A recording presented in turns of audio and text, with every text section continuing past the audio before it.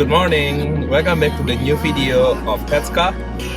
We are sitting now in the BMW 7 Series. This is not the latest one, the one that actually copies Rolls-Royce or Rolls-Royce is copying that one, who knows, but this is the one before that. So the one with slightly bigger kidney, but not yet too big, because BMW as usual saved the day by releasing the 4 Series, the one with the teeth. So yeah, this is that 7 Series.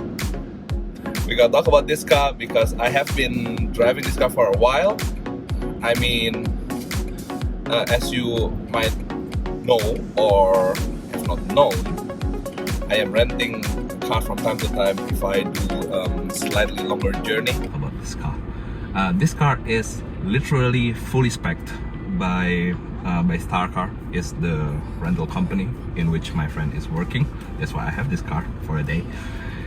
And it has carbon ceramic, it has head-up display and all of the goodies. So if you buy an RS6 in this spec, it is literally a very capable weapon, because it's not really efficient to do it with e-tron, because first thing first, charging takes time. And like today in winter, well, it says -5 degrees. First thing first, it will take longer to charge and it will take faster to deplete the battery. So that's why I am renting cars from time to time. If I'm gonna do, let's say, like around 800 until 1,500 kilometers in a go. And yeah, let's talk about this car then. The 7 Series. The reason also why I'm doing this video, because I did a little bit of price research of this car. So for 730D, with not a lot of spec like this one doesn't have the 4-zone climate control. This one doesn't have Harman and Kardon audio, to name a few. I bet there's also still some other bits that I didn't see or forgot, or things that you just don't see, like the dynamic steering or something like that. But at least this car has the rear wheel drive, at least, and I see it as essential in a longer car like this, and it just makes it a lot easier to park this car, and it's nice. So go back to the price now. So this one will set you back between 58,000 euro and 70,000 euro. Depends on the mileage that car has done. And this one has done 58,000 kilometers, which is around, I think like 35,000 miles. If you're gonna get a 7 Series in diesel, 730D is the one with 6-cylinder and around, I guess, 270, 280 horsepower, depends in if you measure it in metric or not. It will set you back. This will set you back around 60,000 euro, which is a very competitive price. Knowing that in 2022 you can spend 60,000 euro in Golf R, and that money wouldn't be enough to get you the new RS3. So, having said that, 60,000 euro for a really nice daily, this car glides over like bumps and bad roads. And by the way, in Berlin you will find them. It's not really hard. And the highlight so far for me in this car, it's not the interior, it's not how it drives, but seat. Like some people say, like massage seat is overrated. Nah, I wouldn't agree to that. If you're sitting in this car for more than like 5 hours, 8 hours in a go, sometimes you can appreciate that the seat kneading you like a pretzel, and it is actually fun. So yeah, let's go to the things that I love and that I hate about this car. So let's start with things that I don't like about this car, because we always started with things that I don't like. How about things that I don't like first? So first thing first that I don't like, um, the A pillar and the A pillar actually is pretty big. Sometimes I just have feeling I just don't see through it, and the view to the back, I need to say, like, um, what does it call? Like the headrest. The headrest is literally preventing me to have a clear look to the back. It's just slightly annoying. I mean, I've seen worse one. I mean, yeah, it was Jaguar XF. If one of you is driving that car, the one from the later one, so the one from 2017, 2018 upwards, that one has really bad view to the back. I mean, I don't know why they designed it that way, but they did it. And basically, if you're driving, you cannot see people behind you. But I guess that's why a lot of Jaguar drivers get bad rap, that they just get away with stuff. I mean, if I'm driving an XF, I don't care if someone is really how do you say it, tailgating me, because I don't see him anyway. That's actually quite nice.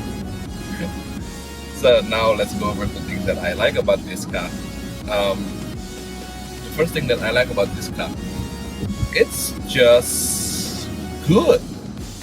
I mean, really the diesel, the 6-cylinder diesel, it has enough power to overtake, and also like grunt down below the RPM is really nice. First thing first, because it's diesel, I got it. But it's just like, I've been driving electric for so long, sometimes I just forgot, like, you know, how it is to drive a 6-cylinder diesel. Because from time to time I do drive a 4-cylinder turbocharged diesel, which is different. And 6-cylinder is just like, as you can see from this iPhone that I'm using for making this video, it doesn't,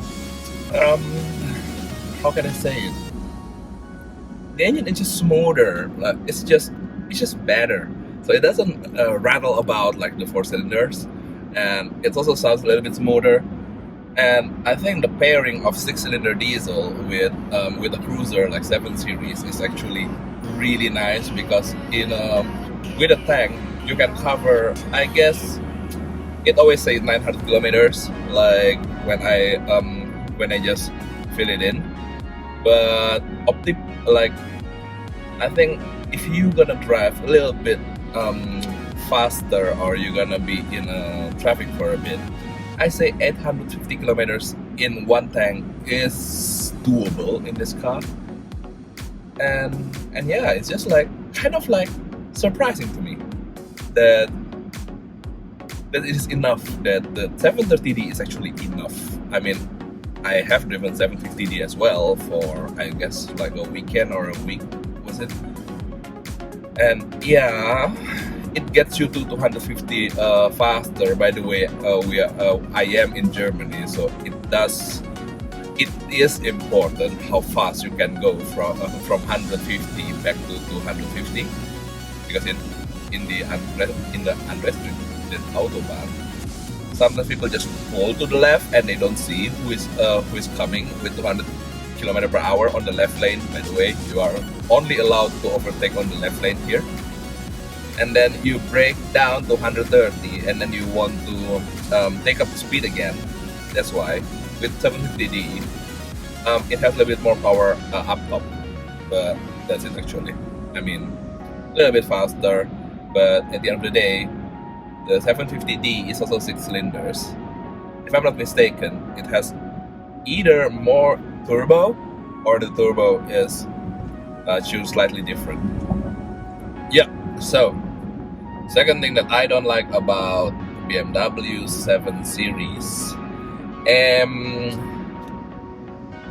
Apple CarPlay.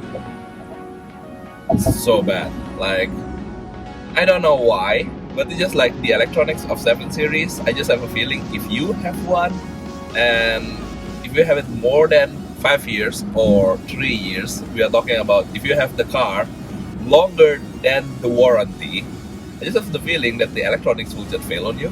Because like this particular car, it just doesn't like hold. So if it's not yet warm enough, the CarPlay wouldn't start. The BMW assistant, I don't know, like this Siri from BMW, it just wouldn't work, you know. But funnily enough, Apple CarPlay wouldn't work, but my CarPlay, my phone would still play music as if the system is receiving signals, but then the audio wouldn't play it, right? But if I'm changing it to radio, the radio is working and the speaker is also working. But yeah, that's one particular fun case, I guess, because when I got this car, I was trying to fiddle with it for 20 minutes or something, to which point the car was warm enough, right? So I went back to the office and told the guys like, hey, the Apple CarPlay just wouldn't work. And by the way, I'm gonna go on a long trip. I don't want to go on a long trip without my music, as you might know. Or, I mean, you know, I think the majority of people wants to drive like for 400 kilometers or something, listening to music, right? Or podcast or whatever. I mean, CarPlay needs to work. And then he came out of the office and he came into the car with me, and voila, Apple CarPlay works. Apple CarPlay works just like it. I was like, I just look so dumb. And after a while, I found out when I start the car in the morning, if everything is still cold, Apple CarPlay wouldn't work. It just wouldn't work. I thought the first time it's because I don't put the key fob in the cup holder, which is gonna be very stupid if that's the reason. Apparently, if the car is not warm yet, it just wouldn't start. It just wouldn't start the Apple CarPlay, and the Siri is still sleeping. Let me put it that way. Yeah. So for any one of you who has kept the 7 Series longer than the warranty, please tell me how it looks like after the warranty ran out. Like, how much have you spent, and how bad was it, and you know, like how many times in a year that you need to go to the shop, because honestly, I am actually considering this car. I mean, if I can get this for 50k, that's a lot of car for 50,000 euro, and I'm not joking. So yeah, please help me so I know what's in the store for me. Alright, it's quite popular these days to hate on BMW. Yeah, because I need to be fair. I need to say that they are also asking for it. But I mean, a lot of people have said this. Like, maybe they are making the later one uglier, so people buying their old ones, right? And it kind of makes sense. I mean, have you seen the new 7 Series? I mean, I'm gonna put a picture here so you can see how it looks like, and just take it in. I'm gonna drink my tea. So, you ready to talk about it? Yeah. Back in the days when this 7 Series, the one before, was launched, people were, how can I put this? They're not really excited. They're not really excited. Excited is completely different, right? They said like, yeah, it still keeps the design of the 7 Series, of the classic 7 Series, but it's just not a beautiful car, right? I mean, in all fairness, right? It is quite hard to make a big limousine like A8 S-Class 7 Series attractive. It's just difficult, you know. I mean, the first time I drove S-Class, I bought it back. I drove it back home, and my brother told me like, "What is that? What is that ugly car?" and yeah, it's just I mean, back in the days I was driving the Audi A7, so I guess like people get used to see that coupe line at the back and S class and 7 series and all of this traditional cruiser like limousine cruiser. It just doesn't have that shape, you know. It just wouldn't blow out of the waters or something, right? So yeah, but the 7 series, for what as far as I'm concerned, it looks quite good actually. And I don't know, maybe because I had 8 series and this is actually the same undertaking like with the 8 series, like the later one, the newer 7 series actually share, I think it shares a platform, it shares the platform with the Rolls Royce, but the old one, this one, was sharing its platform with the 8 series. And yeah, it doesn't look bad at all, like from the back and from the front, from the side profile does remind you of the older 7 series. If you see from the side, it's like you would know, like, alright, that's actually a 7 series. Like, there's no mistaking it, and it is good. It's a design that you can recognize, like, alright, that's the new 7 series. And I think like from the front also, like this kind of like a little bit of play in lights and with the laser lights, like the blue also accent in it, and also like the shape of the lights at the back. It's quite pretty. That's my opinion. It's quite pretty. I can live with it. And now thinking about it, for 50 or 60,000 euro, hey, I think it doesn't look half bad. Like it's just not bad anymore. And I also said, because of the kidney is now not the biggest kidney from the BMW, because the BMW 4 Series is taking the is now taking the title, right? So yeah, second thing that I like, it looks quite good. Now to the last thing that I don't like about this car, the interior. First thing first, it looks a little bit dated. I know BMW is known to have a dated interior. Yeah, I got it. But beside the point that it is dated, it's also like this interior trim, like the wood. I don't like this wood. To be honest, it's just not good. Like in 2014, I was sitting in BMW X1 from a friend of mine, and it has this similar wood trim, and I still remember like touching it. And I didn't have car back in the days. I didn't even have like a German or European driving license. And I was like, why is it so glossy? Like, wood is not supposed to be glossy.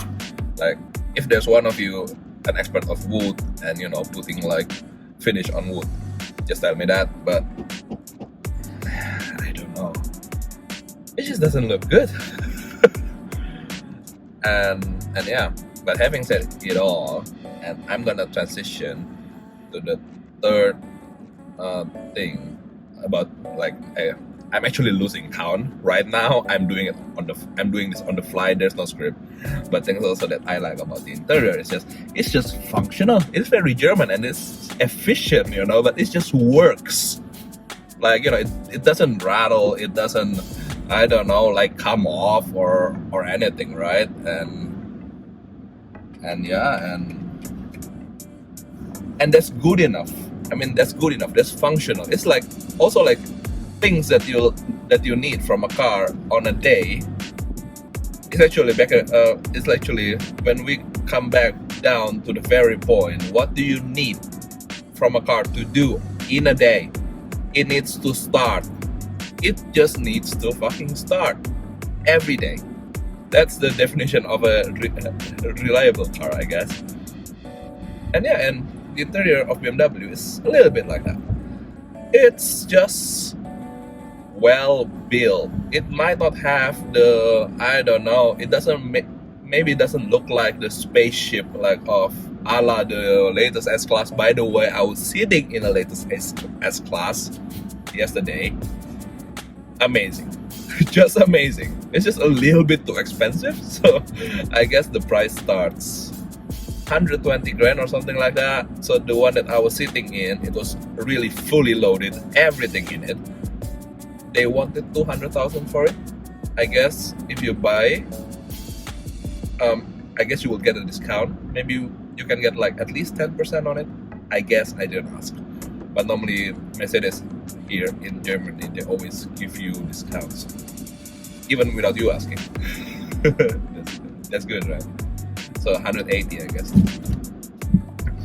And yeah, that S-Class inside looks like a spaceship, and the seats at the back look like seats in business class or maybe economy class, right? But if we put the S-Class head-to-head with the new 7 Series, actually the new 7 Series inside is also really nice. And have you seen like this TV, like, you know, at the back that will go down? I don't know if it would go down or it's gonna be down all the time, but it's like widescreen 8K, like pure, I think it's just like pure peak of entertainment. So it comes installed with Alexa and Amazon Prime and Netflix or anything like that. But because I'm driving my car, I'm not gonna get that option. It looks cool though. So yeah, so actually we just made a transition, like the comparison between the newest 7 Series and S-Class. Well, even without driving both of them, this is my hot takes. I guess they are driving pretty similarly, and it's just a matter of taste. But if you are BMW type of guy, like the one that always get a BMW every 3 years, you will get the 7 Series. And I mean, like, this is also like a thing about 7 Series, right? BMW doesn't really promote it that much. Like, you know, it's like 2 months ago or something, like the new 2 Series minivan was released, and they just don't, you know, just cannot be bothered. Like, they don't put any ad or something, not like when M3 or M4 is released. And that's amazing. And for the new 7 Series, it's also like that, if I'm not mistaken. I think I knew that the i7 and 7 Series is coming out because I checked their website. Otherwise, I wouldn't know. And then I think that's also a thing that makes 7 Series is kind of like slightly, I wouldn't say underrated, but it's just like kind of like people sleep on it. And I think, like, I don't know like the numbers and figures, but I know like a lot of, like, several people that really like their BMWs, and they always get the 7 Series, and they don't really care like which one. They're just gonna go to the dealership and ask if they have like a 7 Series, and yeah, and they're gonna get one. That's actually amazing. And cut. That's what happened when the memory of the iPhone is running out. I mean, has run out. So that was a not so short video about my driving impression of the 7 Series. Right now I'm in a hotel in Düsseldorf. I'm driving the M8 competition. It's parking outside just now. But this is gonna be the end of the video, the first impression of 7 Series. And as next video is gonna be driving impression of M8 competition. So the end of the year of 2022 is gonna be closed by kind of like review of 7 Series and the 8 Series. In this case, it's the M8 competition. And it's gonna be an interesting video because I've been driving M850i for quite some times, let's say. And this week I'm gonna be driving the M8 competition, and today is actually the first day, so I took the car for around 600 kilometer drive. So I'm gonna be driving the car around 1,500 2,000 kilometers, I guess. So, and after that I'm gonna get the video done, and hopefully the video is gonna be done either in the first week of January or at the end of the year. All right. Enjoy the last week of 2022 and party hard. Bye bye.